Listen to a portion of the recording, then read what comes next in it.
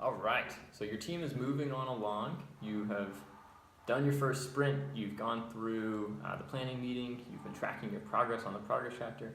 And you're coming down to the end of your sprint. And Mark, what happens at the end of the sprint?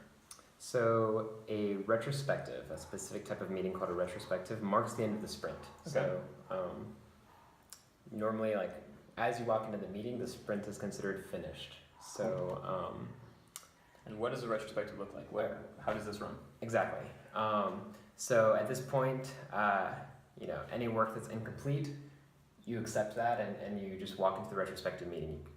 An important part of it is you normally don't postpone or extend the sprint if work is not completed. So there are 4 parts to the sprint on my team, and that we recommend for teams at ALU doing the system. Or 4 parts to the retrospective? 4 parts of retrospective meeting, right. Exactly. So the first one is a status update. The second piece is an acknowledgement of intent. The third piece is observations, and the last piece is actionables. So the status update, you can guess what might happen. My team, we say, we review our time commitments made during the planning meeting, and then we say what the reality was.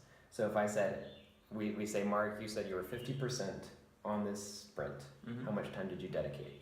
And I might say, wildly underestimated, and I had to spend 80% of my time on the sprint. So you get a status update about people's capacities, and then the cards themselves. So we go through each card and we say where did it end up on the board, and then how complete is it? Right. From every team member. Okay. So, and with that status update, and particularly the time commitment, I mean, are you trying to catch people who, way overestimate? Like, what's the point of sharing out how much time you actually spent on this sprint? It's important. Well, yeah, exactly. The status update is only one portion of the retrospective. It would be just incorrect to describe a retrospective meeting as simply a review of work. Because in the retrospective, you're actually not reviewing the quality of the work, or it's talking about the work itself. That really should happen offline when the product owner is reviewing work in the progress tracker that we talked about last time. The retrospective's main goal is to mark the end of the sprint and definitively say where the cards ended up, and then improve ways of working. So it's important to know how much time people put in to improve ways of working, and it's obviously really important to know where the cards ended up. Yep. So the first 3 portions of the status update, acknowledgement of intent, and observations are all really meant to be objective statements of fact. You're not trying to add like a value statement like we should or shouldn't have been doing that. We're really just trying to recount exactly what happened. Right. So the status updates, if you have a good culture of trust on your team, you feel comfortable saying, hey, I only got 50% of this done. Right. And what I'm hearing is all of that is just intended to help us reflect back on how things went and then think about what we can improve. Exactly. Yeah. So if we say, well, I thought that I was going to be able to spend 50%, but actually I only was able to spend 25% because I got pulled into this set of 3 crises, then that can help to feed a conversation of, well, how do we make sure that we carve out enough time and space such that you can work on your priorities, and what might we need to change about our ways of working or kind of the surrounding ways of working to this team to make sure that we can be as effective as possible. Yeah, exactly. And the retrospective is structured in such a way that you kind of have to have those conversations if you're following the agenda. Right. One key part about the status update, you just say like I was 25% the sprint. You probably don't give an explanation in that particular portion of the meeting. Right. That takes about 10 minutes. The acknowledgement of intent, my team makes fun of me because they say it's not necessary. But that part takes about 30 seconds, and it's where you read your team's statement of like intent or purpose. Right. So the idea behind that is just to get everyone in the correct mindset. Sure. So you normally say something like exactly what you just said. We're not trying to, play like the gotcha game. We're just trying to improve ways of working and make us an even more effective team. And your team can have your own statement of intent. Yep. It's kind of fun to craft it because then your team has a sense of identity. Yeah. Anyway, I think it lays out some of the values. Exactly. Exactly. We're trying to support each other and being really effective and working well together. We're not trying to, demean anybody or be disrespectful in any way. It's just to make as honest and as candid observations as we can about what's happened. Yeah, exactly. Like, what is your team's purpose? My favorite statement of intent is probably Team Rockets from Pokemon. How does that go? I don't remember, Okay. but like, you know, before they do anything, they sort of say their own little thing, like Oh, right. to rid the world of, Yeah. you know, good and evil. Think of that as a Yeah. statement of intent. Team Rocket. Yeah, maybe I'll pull that up. Evil Mark.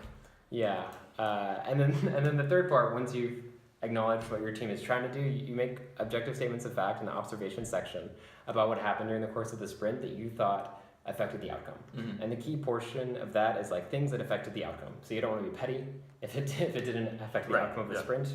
Not really worth saying. Yep. But you don't want to shy away from hard conversations. Mm-hmm. If it did affect the outcome of the sprint and it's awkward, it's your opportunity to say it still. Gotcha. Give me an example of something that might affect an outcome of the sprint. So, for example, if one of my teammates went offline without telling me and I wasn't able to reach him over 3 days, Gotcha. I would just say, I wasn't able to reach Delali for 3 days and he had some really important information that I needed. And if your team's culture is strong enough, I would literally say Delali's name. Yeah. Not to be mean, but the more information you have, the Right. more helpful it is. Right. And there could have been perfectly good reasons that he did that. That's not, the point of making that observation. Is just to say, well, this kind of objectively had an impact on how we performed as a team, and as a team, we can think about solutions to how we work so that these sort of problems don't happen as much in the future. Exactly. And I try to be really precise. I say like Delali, was offline Tuesday, Wednesday, and Thursday, and he replied to my email on Friday morning. Right. I don't say like Delali was completely MIA the whole sprint. Delali sucks. Yeah. No. I try to be as specific as possible to bring value statements out of it. Absolutely. It's not about your feelings, it's about your team's effectiveness. Yep. And you can already tell that's already spilling over into the next part of the retrospective, which is the actionables. Mm-hmm. Our team writes on the board literally the words like start, stop, and continue, and puts those into columns. And based on all the observations that we saw before, we note those down. We keep the running list of all the observations. And then we do a start, stop, and continue. Mm-hmm. So obviously the start might be, let's start alerting our team members when we're going offline and ask them if they need any key information for that. Cool. Yeah. And then with the start, stop, and continue, What happens next? Yeah, what do we do with that? Well, you want to make sure it doesn't get lost, and so you translate those into changes in your team handbook. Yes. And we'll jump into the team handbook and all the details there in the next video. But brief recap with the retrospective, you said 4 key parts. Mm-hmm. Starts with status update on each of the different cards, as well as looking back on how much time did we spend on this. Mark's favorite part, acknowledgement of intent, where you're saying, we're not trying to catch anybody here, we're just trying to be honest and open so that we can improve our ways of working. Or something like what Team Rocket says, gotta catch them all. Then the third piece was observations. So you make those observations about things that happen, and then you do actionables. So with all those observations, translate it into useful, actionable things that you want to either start doing, stop doing, or continue doing. And those lead to changes in your team handbook, which we'll jump into in the next video.